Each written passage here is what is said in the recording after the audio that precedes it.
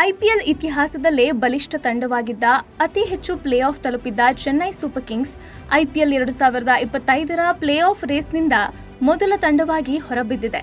ಪಂಜಾಬ್ ವಿರುದ್ಧದ ಪಂದ್ಯದಲ್ಲಿ ಸೋಲುವ ಮೂಲಕ ಐಪಿಎಲ್ನಿಂದ ಔಟ್ ಆಗಿದೆ. 10 ಬಾರಿ ಫೈನಲ್, 12 ಬಾರಿ ಪ್ಲೇ ಆಫ್ ಆಡಿದ್ದ ಸಿಎಸ್ಕೆ ಈ ಬಾರಿ ಐಪಿಎಲ್ನಲ್ಲಿ ಸಾರ್ವಕಾಲಿಕ ಕಳಪೆ ಪ್ರದರ್ಶನ ತೋರಿದೆ. ಮೊದಲ ಪಂದ್ಯವನ್ನ ಗೆಲ್ಲುವ ಮೂಲಕ ಶುಭಾರಂಭ ಪಡೆದಿದ್ದ ಚೆನ್ನೈ ನಂತರ ಸತತ ಸೋಲಿನಿಂದ ತತ್ತರಿಸಿತು. ತನ್ನ ಹೋಮ್ ಗ್ರೌಂಡ್ ಚೆಪಾಕ್ನಲ್ಲಿ ಸತತ 5 ಸೋಲುಗಳ ಆಘಾತ ಸಿಎಸ್ಕೆ ಫ್ಯಾನ್ಸ್ಗೆ ಘಾಸಿಯುಂಟು ಮಾಡಿದೆ.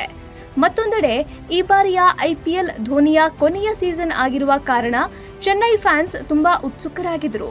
ಸತತ ಸೋಲು ಹಾಗೂ ಧೋನಿಯ ನಿರ್ಗಮನದ ಸುದ್ದಿ ಚೆನ್ನೈ ಅಭಿಮಾನಿಗಳಿಗೆ ನಿರಾಸೆ ತಂದಿದೆ.